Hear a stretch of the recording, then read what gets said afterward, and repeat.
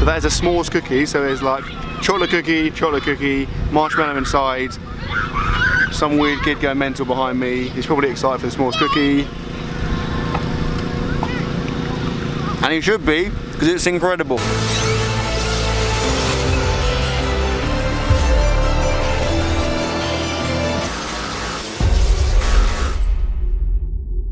Good morning and welcome to another video, and this is episode 7 of the road to the British Champs, and today is the first day of my final training cycle in the run up to the British Champs, and quite frankly it's going to suck. It's going to suck for a couple of reasons, mainly because I've just finished my test and deload week. I've been on holiday, so I've been like relaxing, not training so much, just doing heavy singles, not too much volume, and now I'm back in the crappy mundane grind of training, and I've got some guy driving behind me. Thanks mate. Inconsiderate, but yeah, it's one of those where I've got to kind of suck it up, stop being a snivelling little weasel and get it done.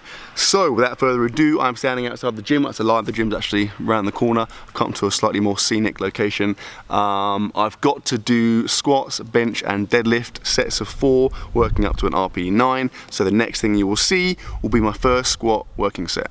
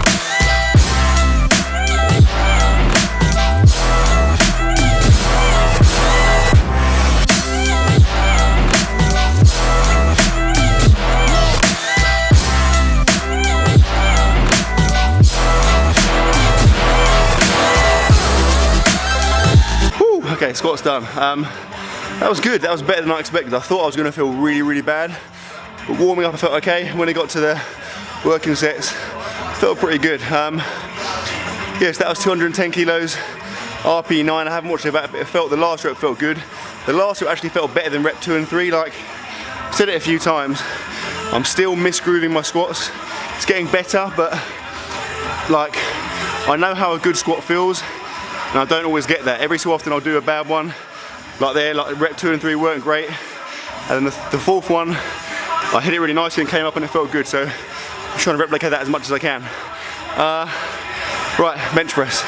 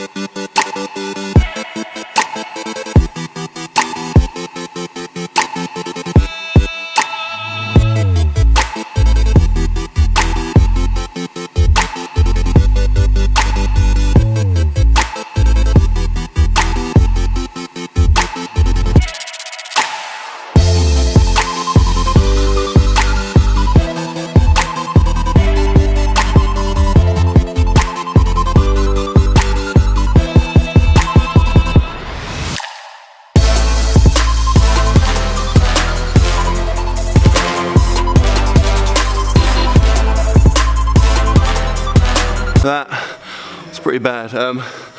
Benches felt rubbish today, like warming up to now. I did the meet up yesterday, did like, not much, but a bit of back and biceps, which is the first of that kind of stuff I've done in a long while. So I think maybe, I don't know, maybe that's affecting me. Like when I'm unracking the bar, it feels really heavy, but it's a rubbish. Like normally that would have been like an RP 7, 8 max, and that was like an RP 9.5, I guess, that last rep. But it's fine, got the volume in, deadlifts, then I'm going home.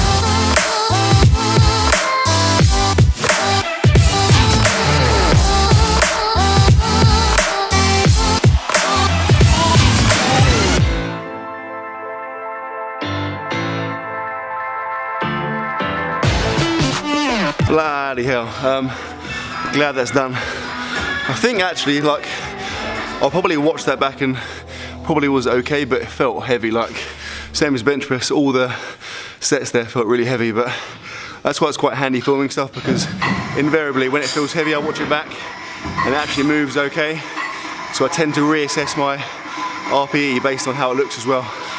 But yeah, 235, it's not amazing, but I'll take it. Session done, thank goodness. Let's get outside and talk about this week's topic. And today's topic is going to be an answer to a burning question. It's a real big question in the powerlifting and just general fitness industry, and I'm asked it all the time. The question is, should you wear socks and flip-flops to the gym? Yes.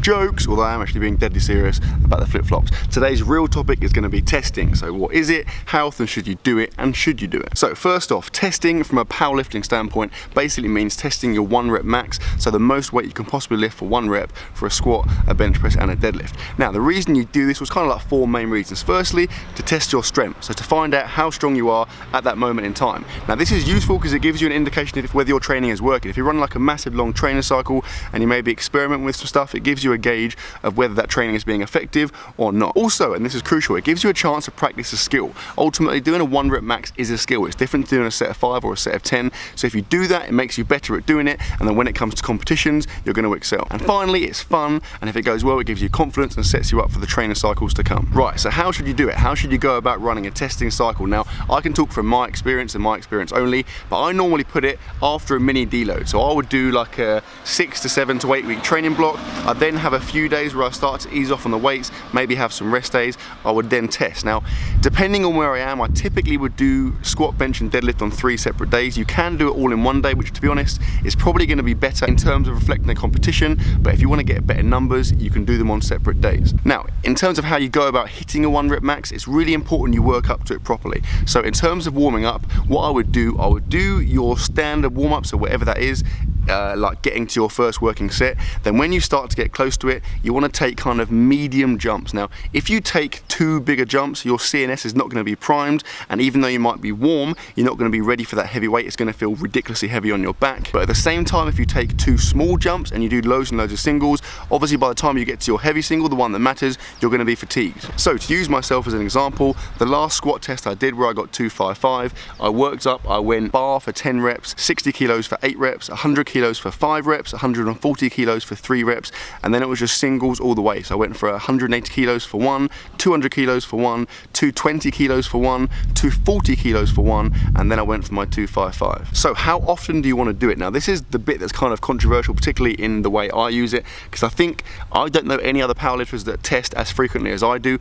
I think optimally you don't want to be doing that. Like I tend to test realistically every kind of 7 weeks, and that probably is too often, mainly because when you test you have to run a little bit of a deload, and obviously your volume's not going to be there. So when you are testing, it is just that. Although it is practicing the skill to an extent, it is a test. It's not really training. You're not really going to get stronger from testing. So if you do it too frequently, you're basically wasting training time, and that's obviously not going to be optimal. But I counter that with the psychological effects of doing that. So two things. Firstly, if I'm in a big train block, if I was to run a 12-week training cycle, I don't think I'd cope, because it's such a long time without doing anything fun. It's doing like rubbish kind of grindy sessions. I find it really, really hard to get through that. Having that training, having that test at the end of it kind of gives me like a light at the end of the tunnel, gives me something to aim for, and it makes training to get to that point a lot easier. Plus, if it goes well, it gives you confidence, it makes you feel awesome, and it carries you through horrible sessions like I had today. So ultimately, it comes down to you and your personal preference, and also what works best for you and what time of the year it is. But I would recommend testing every 6 to 12 weeks, and that is pretty much that. You can go back and look at all of my previous test weeks, because I do it pretty religiously.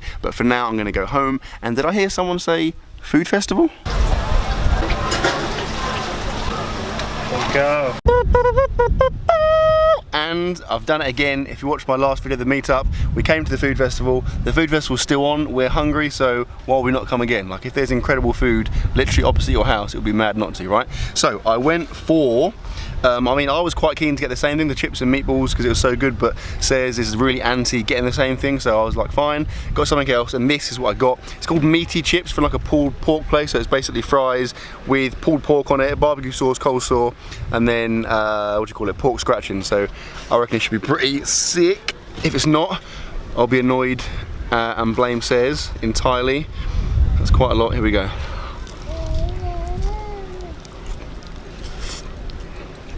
Oh my god, unbelievably good.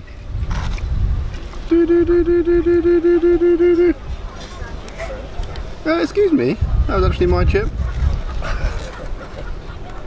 Rude.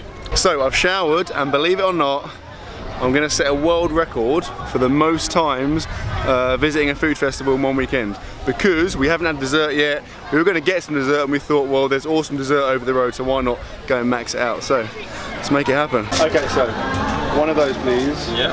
One of those, please. Yeah. And then how many smalls do you say we do? In that deal, I can do, actually, I can do 3 if you want 3. I'm just thinking now. Did you say Belgian milk chocolate? Yeah, one of those, please. Could we do? Do you want one of those? You want one of those, small one, yeah.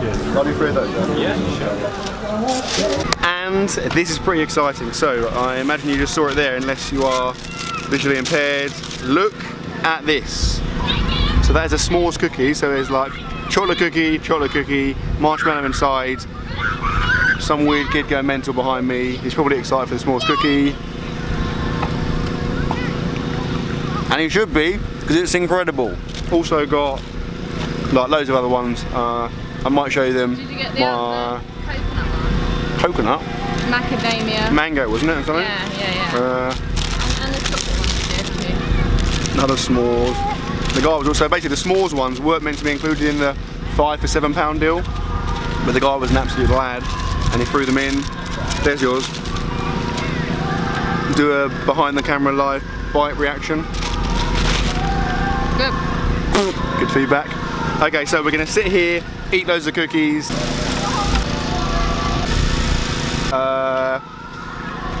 Eat more cookies, relax, and then that's it. So I'm going to end the video here. So I sincerely hope you enjoyed it, guys. If you have enjoyed it, please give it a thumbs up. And I will see you tomorrow.